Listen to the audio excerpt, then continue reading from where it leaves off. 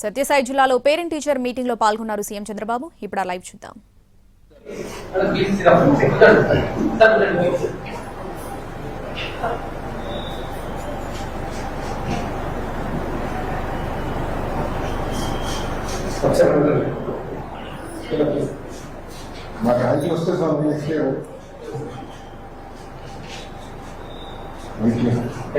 Thank you అమ్మా. Okay అమ్మా, good. మళ్ళా కలుద్దాం మీటింగ్ లో. నమస్కారం. ఏంట్రా చెప్పు. కర కర కాకర కాకర కరుకు కరుకు కర కారకర కర కిరి కిరి కిరి కిర కక కురరి కర రక కర కొర కొర కొరకే. దీనికి భావం పదునైన గట్టిదైన చురుకైన కిరణములు కలవాడు, వెన్నెలకు కారకుడు, సమస్త కోటి జీవికి ఆధారమైన సూర్యభగవానికి నా నమస్కారములు. గౌరవనీయులైన శ్రీ ముఖ్యమంత్రి వర్యులు శ్రీ నారా చంద్రబాబు నాయుడు గారు కూడా సూర్యుని వల్లే వెలగాలని కోరుకుంటున్నాను. చాలా బాగా చెప్తారు. నువ్వేం చేస్తారు? బట్ బ్రహ్మాండంగా చేస్తున్నట్టు చదువుతున్నట్టు. తెలుగు అంటే చాలా ఇంట్రెస్ట్. తెలుగు చాలా బాగా ఫ్లూయెంట్గా బాగా చేస్తాడు. స్పష్టంగా మాట్లాడడం కూడా. ఆయన పాటలు కూడా రాసే పరిస్థితికి వచ్చాడు. Good, thank you. కంగ్రాట్స్ మా. ఏం కావాలనుకుంటున్నావు? స్పోర్ట్స్ ఉన్నావు, ఫిట్నెస్ కూడా బాగుంది. Good luck. Hi, thank you మా. బాయ్ రమ్మా. Thank you.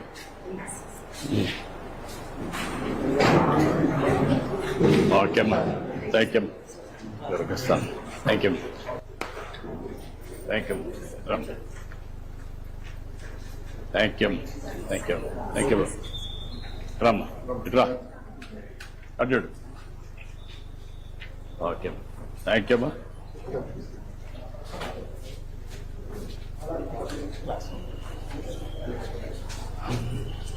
ఇది క్లాస్ రమ్మా. పిల్లలు ఏంటి పిల్లలు బాగున్నారా? కూర్చుంటారా?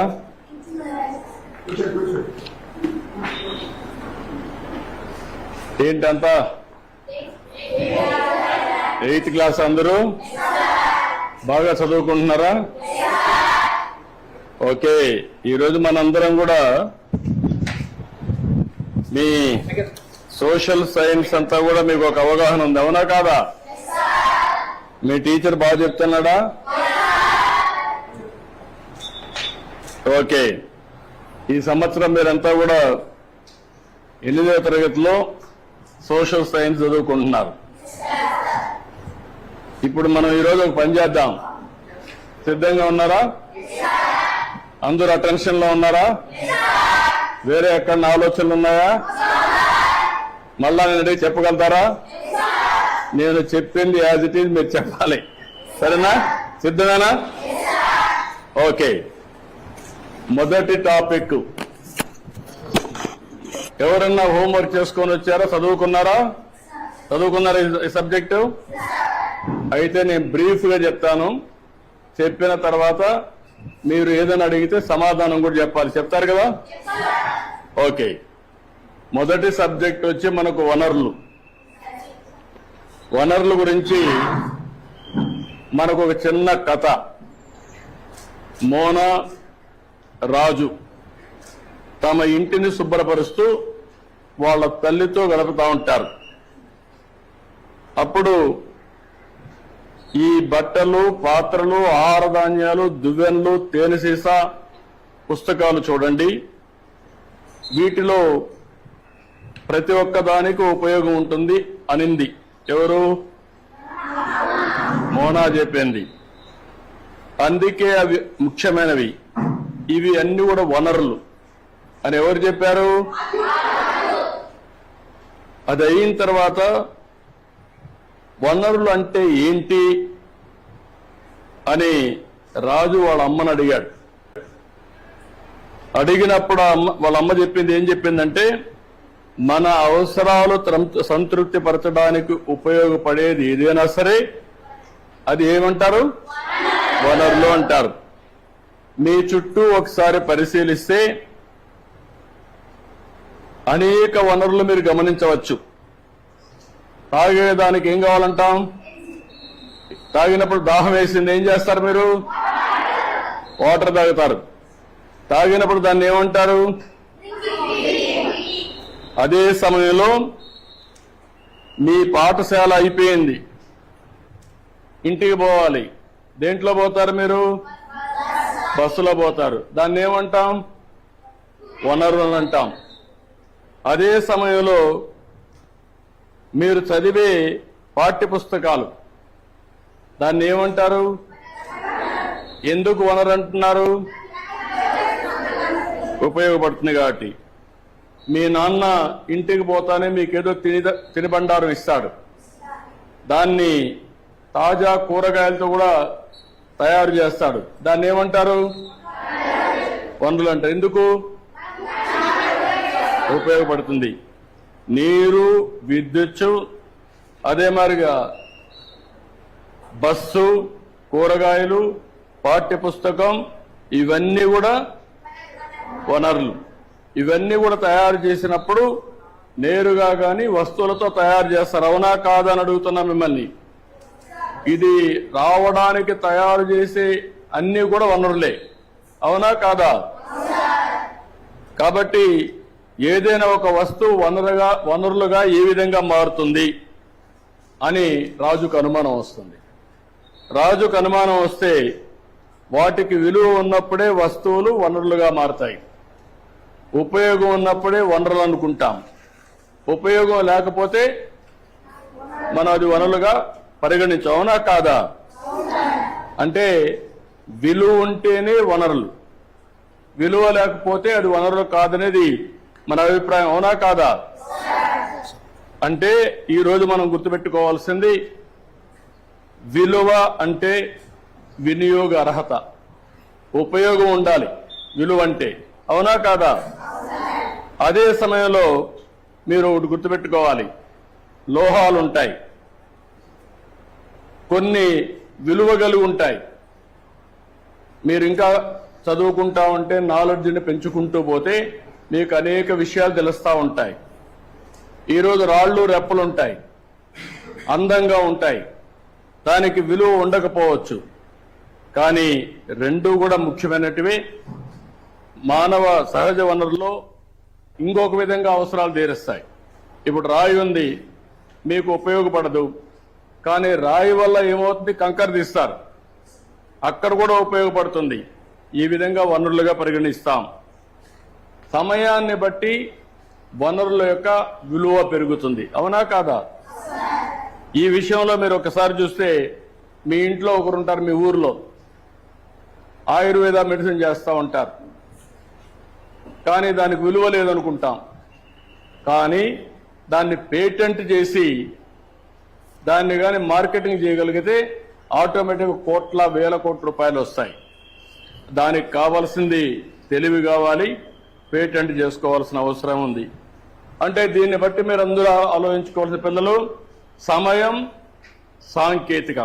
సాంకేతికత అనేటి వస్తువుల్ని వనరులుగా మార్చి రెండు ముఖ్యమైన అంశాలు. రెండు ఇలాంటివి మనం ఆలోచించినప్పుడు మీరు చాలా సమస్యలు చూస్తూ ఉంటారు, సమాజంలో చాలా వనరులు చూస్తూ ఉంటారు. ఆ వనరుల్ని మీరు నెక్స్ట్ లెవెల్కి తీసుకపోతే దానికి కావలసింది జ్ఞానం కావాలి, చదువు కావాలి, ఇన్నోవేషన్గా తయారు కావాలి. అప్పటికే దానికి విలువ పెరుగుతుంది. వనరులు అనేటివి 3 రకాలు ఉంటాయి. సహజ వనరులు. ఈరోజు కొండలు ఉన్నాయి, మీరు సృష్టించారా? ఎక్కడి నుంచి వచ్చాయి? నేచురల్గా వచ్చాయి. ఈరోజు నీళ్లు ఉన్నాయి, ఎక్కడి నుంచి వస్తున్నాయి? నేచురల్గా వస్తున్నాయి. ఇవన్నీ ఏమంటారు? సహజ వనరులు. రెండోది, నీరు నుంచి కరెంటు తీస్తాం. అవునా కాదా? నీరు నుంచి పంటలు పండిస్తాం. దాన్ని ఏమంటారు? Man made. ఇవన్నీ మానవ నిర్మిత వనరులు. ఇవన్నీ ఇంకొక పక్క మానవ వనరులు. ఇప్పుడు మీరు అందరూ ఉన్నారు పిల్లలు, రేపు పెద్ద అయినాక మీరు ఇండస్ట్రీ పెడతారు, కొన్ని వేల మందికి ఉద్యోగాలు ఇస్తారు. అంటే అన్నిటినీ శాసించేది మానవ వనరులు. మానవ వనరులు మీ విజ్ఞానాన్ని పెంచుకుంటే ప్రపంచంలో ఏదైనా మీరు సాధించే అవకాశాలుంటాయి. ఈరోజు మీరు ఒక పని చూస్తే సహజ వనరులు ఏమేమి చెప్పండి? ఏమేంటి? మీరు గాలి పీల్చుకుంటున్నారా? గాలి ఏంటి? అది సహజ వనరులా ఏమన్నా కొంటున్నారా మీరు? నదులు ఉన్నాయి, ఇంకో పక్కన నేలలు ఉన్నాయి, ఖనిజాలు ఉన్నాయి. ఇవన్నీ కూడా సహజ వనరులు. ఇవన్నీ ప్రకృతి మనకు ప్రసాదించిన వరం. అవునా కాదా? దీన్ని ఫ్రీగా మీరు ఉపయోగించుకోవచ్చు. అవునా కాదా? అదే మరిగా సహజ వనరుల్ని స్థూలంగా పునరుత్పాదక కాని వనరులుగా విభజిస్తాం. అంటే ఏంటి మీరందరూ ఆలోచించుకోవాలి. పునరుత్పాదక వనరులు అంటే ఏంటి? వాట్ ఈస్ అంటే దీంట్లో నుంచి మనం ఇప్పుడు ఉదాహరణకు మీ ఊర్లో ఈ మధ్య కాలంలో సోలార్ వచ్చిందా? సోలార్ దేంట్లో నుంచి కరెంట్ వస్తుంది? కాదమ్మా, సోలార్ ఎండ నుంచి వస్తుంది. అవునా కాదా? ఎండ నుంచి కరెంట్ వస్తుంది కాబట్టి కరెంట్ ఏమైనా అయిపోతుంది, ఎండ అయిపోతుందా? తెల్లవారితే ఎండ వస్తుందా లేదా? కాబట్టి దీన్ని ఏమంటారు? పునరుత్పాదక వనరులు. అవునా కదా? అంటే అన్ఎండింగ్ అన్నమాట. ఎంత కరెంటు కావాలన్నా ఉత్పత్తి చేసుకోవాలంటే మీ ఇంటి పైన మీరేం చేయాలి?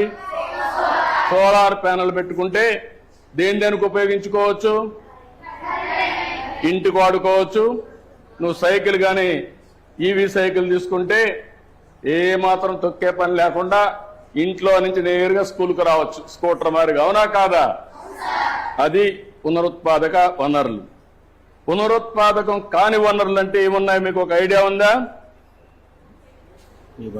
అంటే ఒకసారి ఈరోజు కొన్ని వేల సంవత్సరాల నుంచి భూమిలో బొగ్గు వస్తుంది. అవునా కాదా?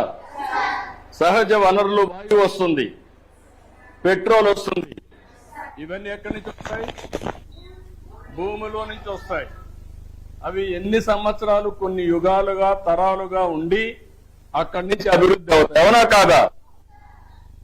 దీన్ని ఈ రెండు కూడా మనం గుర్తుపెట్టుకోవాల్సింది. ఇలాంటివన్నీ కూడా మీకు ఒక ఐడియా ఉండాల్సిన అవసరం ఉంది. ఇంకో పక్క మానవ నిర్మిత వనరులు అంటే మీరు మనం ఏం చేయగలుగుతాం అనేది గుర్తుపెట్టుకోవాలి. ఈ రోజు మీరు ఒకసారి చూస్తే ఇనుము ఉంది. ఇనుముకు కావాల్సిన రా మెటీరియల్ ఎక్కడి నుంచి వస్తుంది? ఐరన్ ఓర్ కావాలా? ఎక్కడి నుంచి వస్తుంది? భూమి నుంచి వస్తుంది. అక్కడి నుంచి ఇనుము తయారు చేస్తారు, దాంతో వస్తువులు తయారు చేస్తారు. ఏమేమి తయారు చేస్తారు? ఇప్పుడు మీ ఊర్లో ఇక్కడ ఉంది, అడుంది, అదేంటది? విండో పైన ఉండే స్టీల్ ఉంది, పైన వేశారు కదా, కనపడదు కదా? మీ ఇల్లు కట్టారు కదా, రోడ్లు వేస్తారు కదా, అదే మరి మీ బస్సులు ఉన్నాయి కదా, ఇవన్నిటికీ ఇనుము వాడుతున్నావా లేదా?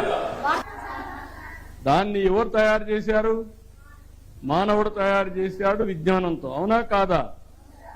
ఈ విషయాలు మీరు గుర్తుపెట్టుకోవాల్సింది ఏంటంటే ఇక్కడ ఎప్పటికప్పుడు మనం గుర్తుపెట్టుకుని మానవ నిర్మిత వనరులు ఏమున్నాయి, సహజ వనరులు ఏమున్నాయి, పునరుత్పాదక వనరులు ఏమున్నాయి, పునరుత్పాదకం కాని వనరులు ఏమున్నాయో మనందరికీ ఒక ఐడియా రావాల్సిన అవసరం ఉంది. ఇక్కడ మానవ వనరులు అనగానే జ్ఞానం, నైపుణ్యం, సాంకేతిక కలిగిరి, మనం కొత్త విషయాలకు ఆవిష్కరణ గాని మనం ఏ విధంగా ఉపయోగించుకోవాలో ఇవన్నీ ఉపయోగించుకోవాల్సిన అవసరం ఉంది. మానవ వనరులు అనగానే విద్య, ఆరోగ్యం, ఇవన్నీ విజ్ఞానాన్ని చదువు ద్వారా రోజు రోజుకు పెంచుకుని మీరు సహజ వనరుల్ని మానవ నిర్మాత్మకమైనటువంటి ప్రయోగాలు చేసి మీరు దాంట్లో నుంచి వాల్యూ అడిషన్ తీయాలి. ఇంకొక పక్కన మీకు ఇవన్నీ చెప్పిన తర్వాత మోనాకు ఒక డౌట్ వస్తుంది. ఒక కళ వచ్చింది. ఆ కళ ఏంటి? భూమిపై నుండే నీళ్లన్నీ ఇంకిపోయినాయి, తాగేదానికి నీళ్లు లేవు, చెట్లన్నీ ఎండిపోయినాయి, నీడ లేక తినడానికి తిండి లేక చాలా ఇబ్బందులు వచ్చాయి. ఈ కళ పీడకల, అవునా కాదా? ఆ పీడకలను తల్లికి చెప్పింది. ఇది సాధ్యమా? ఇది జరుగుతుందా? నీళ్లు కనపడుస్తున్నాయి, చెట్లున్నాయి, అన్ని బాగానే ఉన్నాయి కదా అని అడుగుతుంది. అప్పుడు వాళ్ళ అమ్మ అంటుంది, అవును, మనం తగిన జాగ్రత్తలు తీసుకోకపోతే పునరుత్పాదక వనరులు ముందు చాలా కొరత రావచ్చు. పునరుత్పాదక కాని వనరులు ఖచ్చితంగా తరిగిపోతాయి. దీనికి మనం ఏం చేయగలమని రాజు అడుగుతాడు. చాలా చేయొచ్చు. వనరుల్ని జాగ్రత్తగా వాడుకోవాలి. ఈరోజు మీరందరూ ఉన్నారు ఇక్కడ. వనరుల పరిరక్షణ మనందరి బాధ్యత. రెండోది, ఎప్పుడైతే దీన్ని పరిరక్షించి సమర్థవంతంగా ఉపయోగించుకుంటామో అప్పుడు సుస్థిరమైన అభివృద్ధి. సుస్థిరమైన అభివృద్ధి అంటే ఏంటి? సస్టైనబిలిటీ. ఈ రోజు ఉండి రేపు పోతే అది సుస్థిరత అని అడుగుతున్నా మిమ్మల్ని, అవునా కాదా? నిరంతరం కొరత లేకపోతే సుస్థిరత, ఇంకా అభివృద్ధి కాగలిగితే సస్టైనబిలిటీ. ఆ విషయంలో వాళ్ళ మదర్ చెప్పినప్పుడు, వీళ్ళ అడిగినప్పుడు మనం ఏం చేయాలి? మీరు వనరుల గురించి విన్నారు, సహజ వనరులు తెలుసుకున్నారు, అర్థమైనా లేదా? రెండోది, పునరుత్పాదక చేయలేని వనరుల గురించి తెలుసుకున్నారు, అవునా కాదా? మూడోది, మానవ నిర్మిత వనరుల గురించి ఆలోచించారు, అవునా కాదా? సస్టైనబిలిటీ గురించి ఆలోచించారు, అవునా కాదా? ఇవన్నీ చేయాలంటే ఏం చేయాలి? ఈరోజు మీరు అందరూ ఉన్నారు, నేర్చుకున్నారు. ఎప్పుడు కూడా చదువు అనేది నేర్చుకున్న తర్వాత దాన్ని ఆచరణలో పెడితే దానికి విలువ వస్తుంది. ఆచరణలో పెట్టకపోతే చదువు ఎప్పుడు కూడా థియరీగా ఉంటుంది. చదువుని మీరు దాన్ని ఆచరణలో పెట్టాల్సిన అవసరం ఉంది. ఈరోజు మీరందరూ కూడా ఉన్నారు ఇక్కడ. ప్లాస్టిక్ వాడుతున్నారా? ప్లాస్టిక్ ఎక్కడన్నా కరుగుతుందా? పశువులు తింటే ఏమవుతుంది? పశువులు తిని ఆ పాలు తాగితే మీరేమవుతారు? దెబ్బ వస్తుందా లేదా? ఆరోగ్యం పోతుందా లేదా? అంటే ప్లాస్టిక్ మీ కడుపులోకి కూడా వస్తుందా లేదా? మనం పంటలు పండిస్తాం ప్లాస్టిక్ వేసి, దానివల్ల మన ఆరోగ్యం బాగుంటుందా? కాబట్టి ఏం చేయాలి? కాబట్టి ఈ రోజు నుంచి మీరు బుట్టలన్నీ కూడా ఏవైతే ఎప్పటికప్పుడు మట్టిలో కలిసిపోయేటన్ని వాడితే దానివల్ల ఆరోగ్యం బాగుంటుంది, అవునా కాదా? మీరు పేపర్లు వాడుతున్నారా లేదా? చదువుతున్నారా లేదా? ఈ పేపర్లు ఎక్కడి నుంచి వస్తాయి? చెట్ల నుంచి వస్తాయి. ఏం చేస్తారు? చెట్లు నరికేస్తారా లేదా? కాబట్టి ఏం చేయాలి? మీరు ఆ పుస్తకం చదువుకున్నాక ఏం చేయాలి? మీకు వెనకాల వచ్చే పిల్లలకన్నా ఇవ్వాలి, లేకపోతే మళ్ళీ ఫ్యాక్టరీకి పంపించాలి. ఇంట్లో పారేయకుండా మళ్ళాగాని ఇస్తే ఇవి తీసుకుపోయి చెట్లు నరకకుండా మళ్ళా ఫ్యాక్టరీలో మళ్ళా కొత్త పుస్తకాలు తయారు చేసి కొత్త విద్యార్థులకు వచ్చే అవకాశం ఉంటుంది, అవునా కాదా? ఈ ఆలోచన మీకుందా అని అడుగుతున్నా. ఈరోజు నీరుంది, బొగ్గుంది, ఇందులో నుంచి కరెంట్ వస్తుందా లేదా? లైట్ వేసిన తర్వాత మీరేం చేస్తారు? అక్కడ లైట్ వేశారా? అవసరం ఉందా? అవసరం ఉంది అక్కడ లైట్. ఇప్పుడు ఇక్కడ లైట్లు వేశారు, అవసరం ఉందా? సహజంగా వెలుతురుందా లేదా? ఇప్పుడు ఇది వేశారు, వేస్తే ఏమవుతుంది? ఎక్కువ బొగ్గు వాడాలా లేదా? నీళ్లు వాడాలా లేదా? దీన్ని ఆపేయాలా లేదా? అవునా కాదా? దాన్ని ఏమంటారు? సామాజిక బాధ్యత, అవునా కాదా? ఇలాంటివన్నీ కూడా మీరు గుర్తుపెట్టుకోవాల్సింది. ఇవన్నీ ఇంట్లో నీరు వృధాగా పోతుంది, అవునా కాదా? ట్యాప్ ఆన్ చేస్తారు, గవర్నమెంట్ ట్యాపులు ఉంటాయి, దానికి ఛార్జ్ చేయరు, నీళ్లు వదిలిపెట్టేస్తారు. దానివల్ల ఏమవుతుంది? వేస్ట్ అయిపోతుందా లేదా? దాన్ని సద్వినియోగం చేసుకోవాలనా లేదా? అందుకే మీరందరూ గుర్తుపెట్టుకోవాల్సింది, ఒక వ్యక్తి అనుకుంటే ఇది సాధ్యం కాదు, కొంతవరకే అవుతుంది. అందరం అనుకుంటే ఉద్యమం అవుతుంది. ఆ విషయంలో మీరందరూ గుర్తుపెట్టుకోవాల్సిన అవసరం ఉంది. పిల్లలు చదువుకున్నప్పుడు చదువు అనేది విజ్ఞానాన్ని ఇస్తారు. చదువు అనేది నైపుణ్యాన్ని నేర్పుతుంది. మీరు ఏం చేయాలో మీకు ఆలోచన రేకెత్తిస్తుంది. చదువుకున్న వాళ్ళకి చదువుకోలేని వాళ్ళకి అదే వ్యత్యాసం. ఈరోజు వనరుల గురించి మనం చదువుకున్నాం. ఇది మనం ఆచరిస్తామా? నమ్మకమేనా? మీరు మార్పు తీసుకొస్తారా? నన్ను నమ్మమంటారా? కాబట్టి ఇది అమలు చేస్తామని గట్టిగా చప్పట్లు కొట్టి అందరూ చెప్పండి.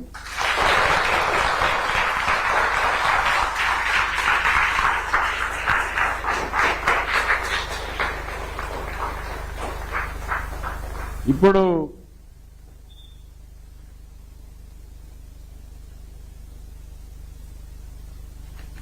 మీకు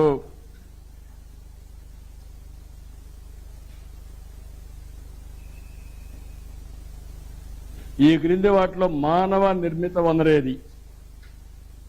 క్యాన్సర్ చికిత్సకు మందులు, ఊట నీరు, ఉష్ణమండలం అడవులు. ఏది మానవ ఈ మానవ నిర్మిత వనరు ఏది? మూడున్నాయి. ఏది? క్యాన్సర్ చికిత్సకు మందులు, ఊట నీరు, ఉష్ణమండలాలు, అడవులు, అడవులు, మందులు. ఎందుకు ఊట నీరు కాదు? ఊట నీరు ఎందుకు కాదు? యూజ్ చేయరు.